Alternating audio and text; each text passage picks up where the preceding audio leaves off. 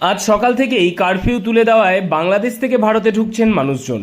তারা জানাচ্ছেন ভয়াবহ সেই অভিজ্ঞতার কথা। নদিয়ার ভারত বাংলাদেশ সীমান্তর গেদে সীমান্ত দিয়ে বাংলাদেশ থেকে ভারতে আসা প্রত্যেকেই ফিরে যাওয়ার ব্যস্ততা। ভোর হতে না হতেই বাংলাদেশিদের ভারতে ফিরে যাওয়ার ব্যস্ততা সেই গেদে সীমান্ত দিয়েই। যদিও গেদে সীমান্ত দিয়ে যে মৈত্রী এক্সপ্রেস চলতো, বাংলাদেশের অগ্নিগর্ভের কারণে আপাতত স্থগিত রাখা হয়েছে মৈত্রী এক্সপ্রেস, এমনটাই জানা যাচ্ছে সূত্র মারফত। তবে ধীরে ধীরে ছন্দে ফিরছে বাংলাদেশ। আজ সকাল থেকেই কারফিউ তুলে দেওয়ায় বাংলাদেশ থেকে ভারতে এবং ভারত থেকে বাংলাদেশে ঢুকছেন সকলেই। নদিয়ার ভারত বাংলাদেশ গেদে সীমান্ত দিয়ে পৌঁছে জানালেন হাড় হিম করা অভিজ্ঞতার কথা অনেকেই। অশান্ত বাংলাদেশ পরিস্থিতি কেমন বা কোথায় যাচ্ছেন আপনারা? আমি ইন্ডিয়ায় যাচ্ছি। হ্যাঁ, মানে কি অবস্থা? বাংলাদেশে এখন ভালোই পরিস্থিতি ভালো। এখন বাংলাদেশের পরিস্থিতি ভালো, এখন শান্ত আছে আপাতত, কোনো সমস্যা তো দেখা দিচ্ছে না। তারপরে আপনার শিল্প কারখানা আজকে সব খুলে দিছে। কি এমন ঘটলো ছাত্র আন্দোলন যেখানে দেশের প্রধানমন্ত্রীকে অন্য দেশে পালাতে হলো?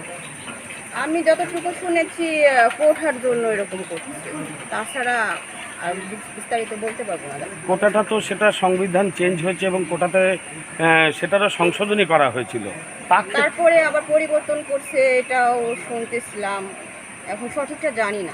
কারফিউর কারণে বাংলাদেশে আটকে পড়া একাধিক ভারতীয় নাগরিকেরা জানালেন এই কদিনে তাদের অভিজ্ঞতার কথা, কিভাবে ছিলেন তারা, এছাড়া বাড়ির লোক কতখানি দুশ্চিন্তার মধ্যে ছিলেন, সমস্ত কিছুই তারা জানালেন আমাদেরকে।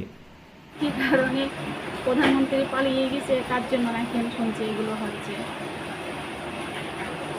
ছাত্র আন্দোলনের পরে কি এরকম? এটা তো দর্শনার্থী ছিল না, কিন্তু গতকাল থেকে এটা মানে শুরু হয়েছে, বুঝতে পেরেছেন? এখনই শুনেছে যে প্রধানমন্ত্রী পালিয়ে গেছে, তারপর থেকে মানে খুবই অসুবিধা। এছাড়াও চিকিৎসাজনিত কারণে বাংলাদেশ থেকে ভিসা এবং পাসপোর্ট সহযোগে ভারতবর্ষে এসে কারফিউর কারণে একইভাবে আটকে পড়ে যাওয়া একাধিক বাংলাদেশিরা কারফিউ উঠে যাওয়ার কারণে পুনরায় বাংলাদেশে ফিরছে। আমাদের দেশের সম্পদ নষ্ট হোক, আমাদের দেশের মানুষের ক্ষতি হোক, আমরা এটা কখনোই চাইনি। আপনারা কি চান? আমরা চাই শান্তি, আমরা চাই শান্তি। আমরা খেটে খাওয়া মানুষ, দুবেলা দুটো খেয়ে পরে আমরা বেঁচে থাকবো, এইটুকু আমাদের কাম্য। বাংলাদেশ থেকে আসছেন, কোনো অসুবিধা হয়েছে আজকে? আমাদের বাংলাদেশ থেকে আসছে, আমার হাজবেন্ডের হার্টের সমস্যা, আমরা ব্যাঙ্গালোরে যাব। আজকে আসতাম না, তারপরেও আসতে হলো যে আমাদের টিকিট কাটা হয়ে গেছে ফ্লাইট। যদিও দুই দেশের নাগরিকেরাই চাইছেন হিংসা, মারামারি, খুন এসব বন্ধ হয়ে সমস্ত সমস্যার সমাধান যেন শান্তি বজায় রেখেই পালন করা হয়। নদিয়ার গেদে থেকে মৈনাক দেবনাথের রিপোর্ট, লোকাল 18 বাংলা।